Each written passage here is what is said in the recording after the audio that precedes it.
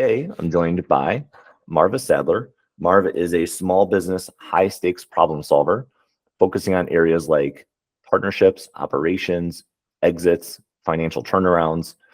Her specialties include taking decisive action to maximize organizational outcomes. She also has an MBA from BYU, and she's a theory of constraints Jonah.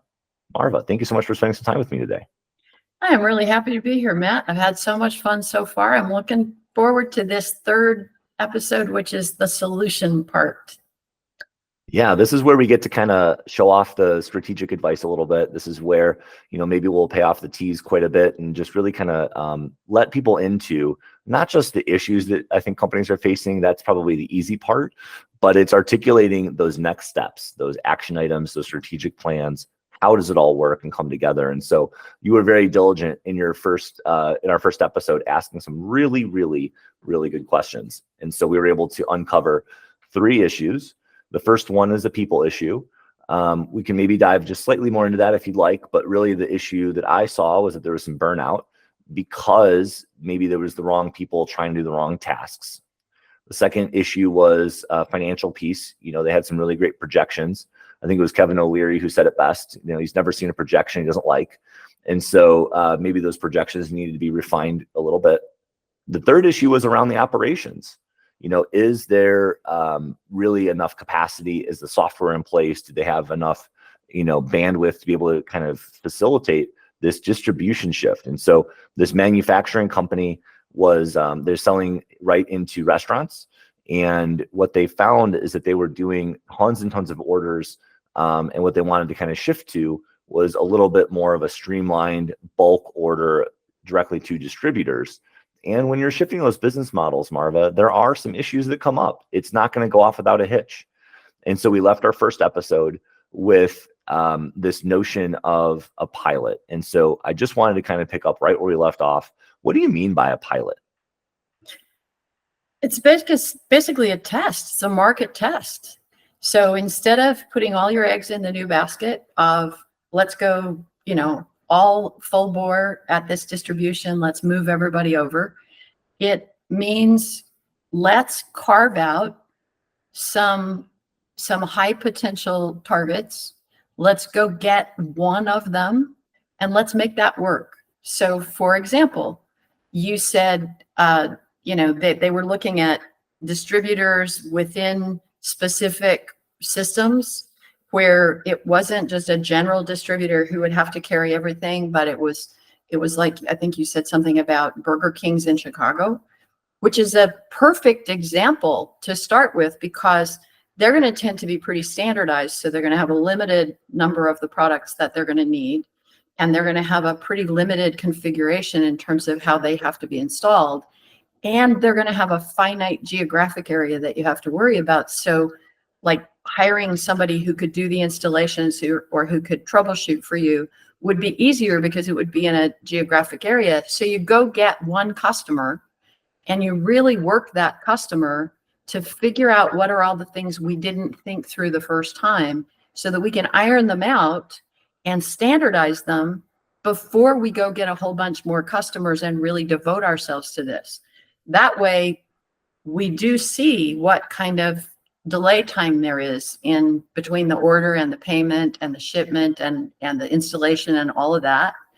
We get to see how much standardization we can push versus how much customization they're going to demand.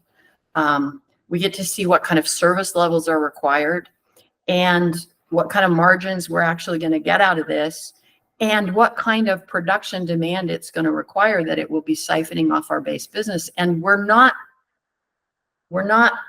disturbing the ecosystem that we've already built. We're still generating cash. So that solves a couple things. It gives you the opportunity to test in a, kind of terrarium, if you will. We put a cap over this and we run it. It gives you the opportunity to test that while you're still generating cash. So now, even if your projections, first of all, your projections are going to be much lower because it's a small market that you're testing and much more controlled, you are not impacting the financials nearly as much. So your runway is a lot longer because you haven't cut off the cash flow from your other piece of your business. So I recommend pilots for just about every big change. Let's go figure out how we can test this and refine it. I'm actually working with a client right now where they've got a new service offering that they're offering to partners. And one of the things that I've been talking to them about is, you know what, we really need to turn this into a partnership in a box so that we're not customizing every single thing we do, but instead we've got it down well enough that we know what it is we're talking to them about. It will speed up the ability, to deliver on the partnership. It will speed up the time to conversion. All of those things go better if we know what we're doing. Marva, one of the things that you mentioned that I just wanted to kind of reiterate was the production demand.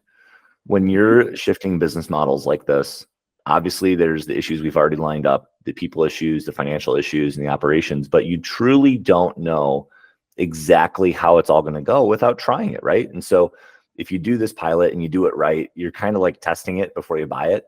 You get to kind of taste it a little bit, see how it works. Maybe you don't like it, maybe you do things differently, but it gives you a chance to kind of get that feedback not only from the clients that you're selling to, but it also gives you a chance to gather feedback from your team.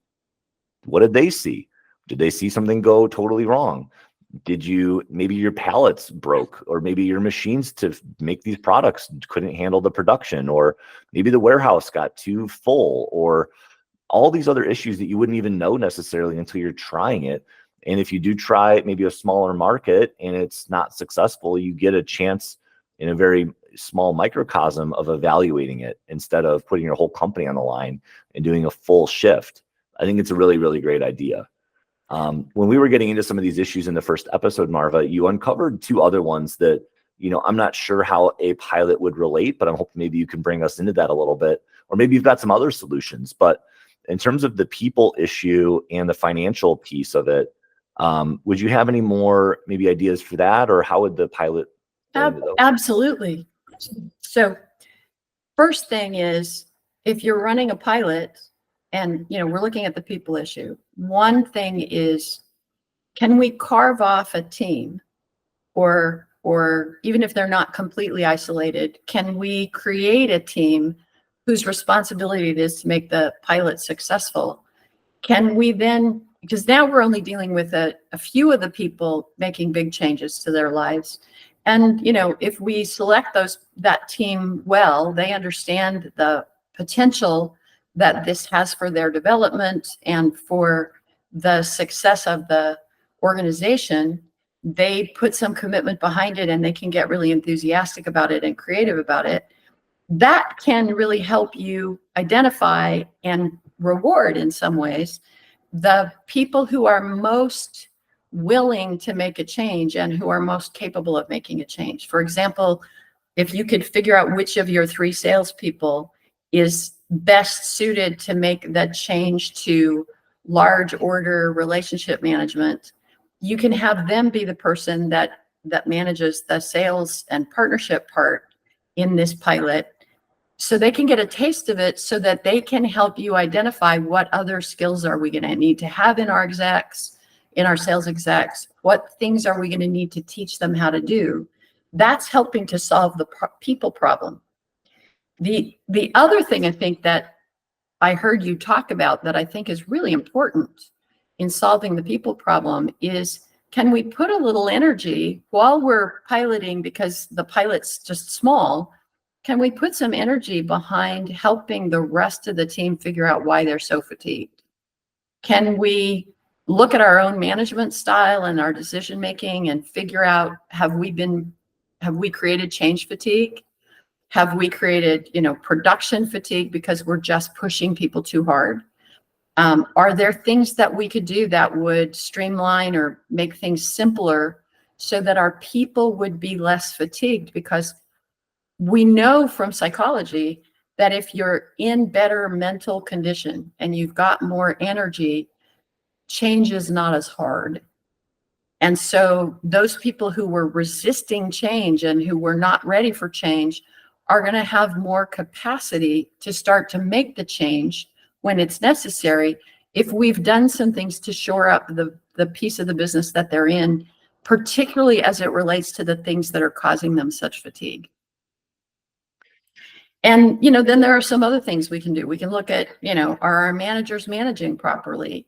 Are we helping develop the skills that our people will need for this new business? Have we identified what those skills will be? And instead of making everybody make the transition at once, we can help them make the transition over time, or quite honestly, we can transition the people. We can say, these people are no longer right for the new business. Over time, either through natural attrition or through choices, can we get the right people for the new business? And as long as we're still running the old business, our existing people have a purpose and they can continue to contribute. Now let's talk about the financial piece.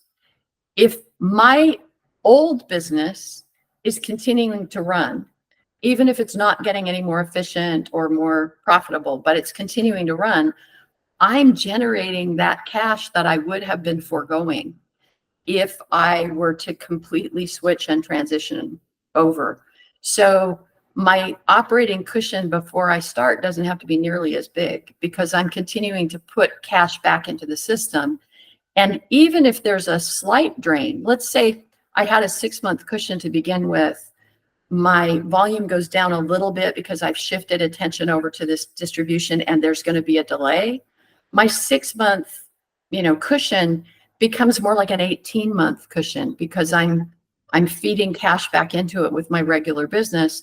And so I no longer am looking at a crisis drop dead point. I also have a lot more flexibility, because at any point in time, I can say, you know what, we need to slow this down. Let's not add another big distribution client, because we can't afford the cash drain while we wait for them to pay. Because if for people who maybe need to think that through, you build all this inventory, you're putting the cash out up front to build the inventory. It's sitting in your shelf till the distributor, buys it and then pays you for it. That might be a long delay time. One of the things you can do if you're rolling out the distribution strategy in chunks rather than all at once is you can dial that up or down depending on when you're getting paid and what your cash flow is. And you can also decide what your order size needs to be that you can afford to fund and you can afford to have coming in those big chunks, but delayed. And once you get it going and you have several customers that are like that, you basically stage them so that somebody's paying you every month. And then a lot of the cash flow problem goes away. At the same time that the rest of your team is still generating cash on an ongoing basis to pay all the regular day-to-day bills. So that, I think that's really how all three issues come together as a single unified solution. And that's why the pilot is so important, because you're not essentially converting your whole business to a new model all at one time. What you're doing is you're testing and refining the model while you continue to operate with the things you know how to do. Marva, you hit the nail on the head in the first episode when you started talking about pilots. And so I'm just really happy that we were able to unpack this case study today. The three issues I don't think are unique. I think a lot of times when businesses are contemplating a shift in their business model, whether it's a distribution company or a manufacturing company or a software company or really any company, a lot of these issues come up. They might look a little different, but I think on the root of it all, there are probably going to be some people concerns. There probably are going to be some financial concerns. And if the operations aren't sound, the other two are just going to be even worse. And so I really appreciate our time today, Marva, kind of unpacking this case study with this manufacturing company. You really kind of hit the nail on the head with identifying the issues right off the get-go, and then, transitioning very smoothly into recommending a pilot. I can tell you've done this once or twice before. So thank you so much. Matt, I want to add one more thing, and this is not related necessarily to your case study, but it is related to any time you go into a business and you start to parse out what the issues are. One issue that I think is important to highlight and think through is, how does leadership fit into all of this? It's easy to blame the people, but frequently it's not the people's unwillingness to change or their inability to change. Frequently it's the leadership mindset. Have they provided enough leadership? Is it of the right kind? Have they communicated enough? Are they thinking about their people in terms of the skills that they offer rather than just the commoditized labor that they provide? And I always go in and evaluate kind of what's going on with the leadership as I do the other things. And there are times when I go back to the company and I say, let's work on leadership first. What example are you setting? What attitude are you conveying? Because if the leaders are not enthusiastic in an informed way, if they're not setting the right example, it doesn't matter what else goes on. You will have a much harder lift to fix things if the leadership is not displaying the right behaviors to begin with. That is so spot on. I am reflecting on a mentor that I worked with a long time ago who would say something along the lines of speed of the leader, speed of the team. And it's so true. You know, when you're working in business and you've got people whose lives depend on the decisions that you make, and you are constantly either changing course or not communicating correctly or not following through on what you say you're going to do, or some of the classic issues that you probably see in leaders in business, you're going to wear out your team and you're going to demonstrate poor leadership behaviors. And that just erodes the trust. And so I think that starting with the leaders is a great way to start, Marva. Thanks. I recently had a client that I told them that they needed to work on their leadership. So they hired me because they said, sales are declining. Everybody's really tired. We think we need a new business model. I did my initial look and I came back and I said, before you do anything else, let's fix the leadership issues. You guys are discouraged. You're signaling that to the team. You're tired, so they're tired. And so when we started to fix the leadership issue, many of the other issues fixed themselves. Isn't that interesting how that works? You start at the top or you start at the root and you're getting, you know, solutions along the way. That's a really fascinating discovery there. Well, just to remind everyone kind of what we're doing today, this is our time with Marva Sadler. She's a small business, high stakes problem solver, working with partnerships, operations, exits, financial turnarounds, specialties, taking decisive action to maximize organizational outcomes. And Marva, I feel really honored to spend some time with you today. It was a little bit like drinking from a fire hose. I took lots of notes. And so I'm just really appreciative of your time and expertise in helping me unpack this case study. Matt, I really appreciate being invited. I had fun. You know, how often do we get to say we've had fun when we're working? And thank you. Please invite me back anytime. I loved your case study. Sounds great. We'll talk to you soon. Okay, bye-bye. Hey, there you go.